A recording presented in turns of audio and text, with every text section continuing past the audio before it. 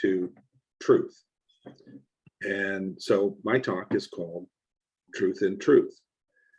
And I guess the first question we would ask is, what is truth? I mean, honesty and telling the truth has seemed to take a real hit these last few years out in the world.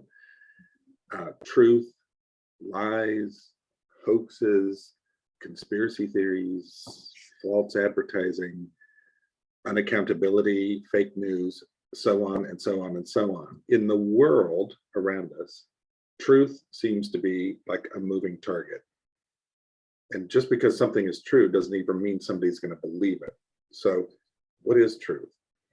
Everywhere you look is this kind of argument about what is true. In spiritual terms, we actually call this by one simple word, which is dualism. And we talk about that a lot in this center. Dualism is things like black, white, me, you, us, them, rich, poor, gay, straight, liberal, conservative, young, old. There's a million ways to find division out in the world. It's everywhere you look, this dualism. You can find dualism in politics, find dualism in family dynamics. You can find dualism in social issues. And it's even found in the one place where it probably even should not be found, which is religion. More and more religions, like Christianity, are getting more and more dualistic. Some have even called the direction of some of these churches toxic. Churches dividing church member against church member, and family members and friends against each other, and even Americans against Americans. It's so strange, but to listen to the teachings of some of these preachers and their followers, it seems that Jesus was a gun-loving, gay-hating, white, America first, muscled, nationalist patriot. And this is from the man who in their own Bible taught the parable of the Good Samaritan,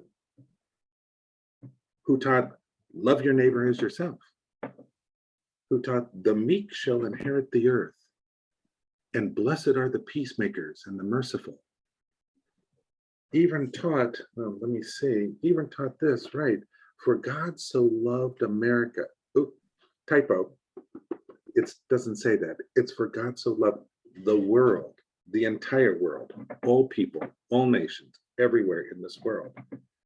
I mean, this is amazing that we're seeing this kind of thing, but that's why we come here.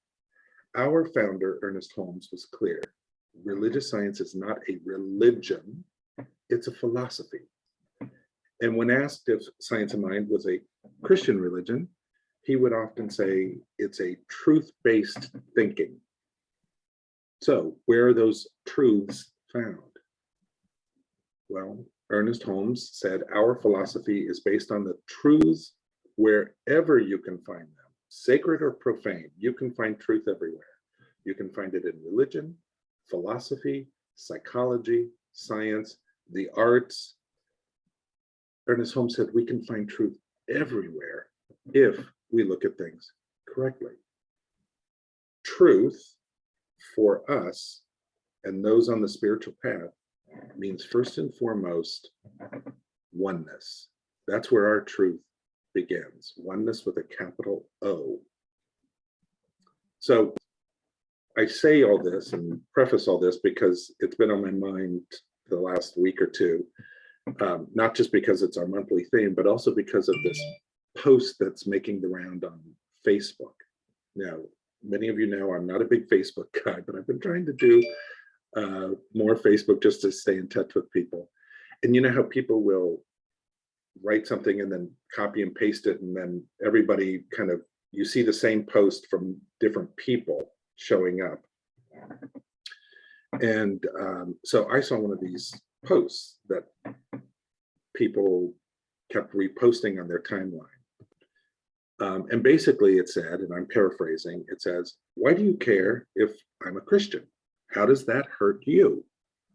Now I'm going to pause for a moment and recognize that we could have a separate discussion about Christian-based laws that do indeed seem to hurt many people, but that's not the point of this conversation. So it goes on to say, this Facebook post, it says, if I'm wrong, I won't know about it, but if I'm right, then I won't spend eternity in hell and damnation.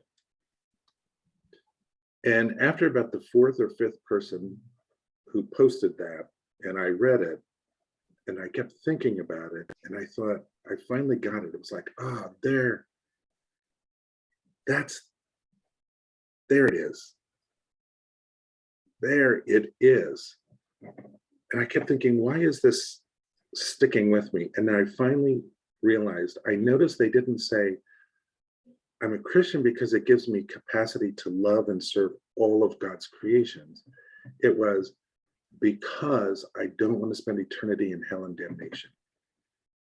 That, my friends, is how you know you are in duality. No offense to those who posted the Facebook post. No offense to those who believe in that post. Good for you. And at least for now, we are each allowed to believe what we want and say what we want. But let me be clear. I'm not saying anyone shouldn't believe that. What I am doing is drawing a distinction between a life of duality and one of oneness, and how it affects our lives and how we move forward, and how that thinking causes us to live the life that we want to live. See, I believe that having a truth based in oneness brings out the best in us. The realization that we are all connected and we are all created from the same one is therefore we are for the highest in all of us. Ernest Holmes said, show me 1,000 people for something and against nothing, and we can change the world. When you believe in oneness, you come to realize that, well, everything is connected. We teach that in various ways every single Sunday and in all of our classes. That realization affects everything. It takes away a lot of the superstition. It takes away a lot of the fear. It takes away control and judgment. It is a process. It's an evolution because duality is so deeply ingrained in the world around us. But when we put oneness first, truth of oneness first in our lives, it becomes the way we walk through the world. That Facebook post revealed something, which is that the first thing that the person didn't want was to spend eternity in hell and damnation. Science of mind, and in fact, all of the New Thought teachings and most of the mystic teachings and metaphysical teachings say just the opposite. It says that there is actually no hell. And if you want to read more about that, there's a fantastic book by Rob Bell called Love Wins. He was a Christian minister who wanted to read more about this thing called hell that he talked about every single week. So he went into his own book, the Bible, to read more about it and discovered it's not even biblically based, this idea of hell. Love Wins by Rob Bell. We teach that life is eternal because energy is eternal and everything is energy. That is in all of the New Thought books, 100% of the way. Thich Nhat Hanh, the Buddhist monk, he said that when a person passes, it's like a match being blown out. The fire doesn't disappear because matter cannot disappear. It merely changes form. It changes form. There's no damnation. Ernest Holmes said that he believed our personality, that individualized manifestation, that is who each of us is, lives on forever. And we go into ever greater realms of expanding. And that's because oneness doesn't have a heaven and hell. That's duality. Would a God who is all powerful create a hell that he puts people into just because they didn't say some words or because they were born gay or for whatever reason. That doesn't sound like a compassionate creator. It actually sounds very human to me. It sounds like humans wanting to control other humans, both here on earth and control who gets to be in their club beyond. It's very small thinking, and it's not even biblical. Jesus said, as he was dying on the cross, to the two thieves who were on the crosses next to him, tonight you two will be in paradise with me. He didn't say, but first you have to do this, this, and this, and let me check to see this about you and all this. No conditions. Why do we have conditions? I like in our philosophy that we try to be good people. At least I think most of us like that. Don't you? Don't you agree? We know that our kindness creates a kinder world for everyone. We reach out a helping hand. We try to be as fair and compassionate to others as possible. We try to learn from people different from ourselves, since they too are part of this oneness. I'm not saying it's always easy. I'm not saying it's always perfect, but I love subscribing to a philosophy that values all life. Don't you? In fact, I like to say that we are good for goodness sake, or maybe goodness's sake. We're good because we listen to our souls and follow the highest path that we are able to take in that moment. When you live in oneness, you try to be your best self, not for any reason other than that is what you are called to do. That's who you were born to be, your best self. Your best self never comes at the expense of other people's best self. You know, when you are in duality, when your reason for being good is what I call one of three reasons: for God, for guilt, or for greed. If you are motivated by being good for a God out there, because, like the post said, you don't want to risk hell and damnation, you are living in dualistic thinking. Oneness is the opposite. It's being motivated to be good by the God inside you. We believe we are the goodness from which we are created. And if you're motivated by being good out of guilt, you did something wrong and fear of punishment, etc., that's dualistic thinking. Healing, we're told in that thinking, is only granted by a God out there. But oneness is the opposite. It would have you go within to your soul to remember your wholeness, that you were made from love. If you're motivated by being good just to get something good in return, that's a form of greed. We've all heard the saying, as you give, so shall you receive. That's one of those irrefutable laws of the universe. And Lord knows, I've said it and used that phrase myself 1,000 times. And it was always to remind myself and others that what we sow is what we reap. It's a natural way of being. But when we give to get something, praise, compensation, etc., that's a different matter. The Bible even says, do your good works to yourself. And so do the metaphysical New Thought teachers. They said, keep it private. So what you are doing is from the goodness that's inside of you and not from your ego. So in other words, a belief in oneness means that when we are being good or being kind or being loving, being compassionate, being creative, being inclusive, being the peace that we wish to see, that we are being. We are one being. It's who we are. We are telling the truth with a capital T as we know it from within, not from what other people tell us, but from our own journey, our own minds, our own study, our own experiences.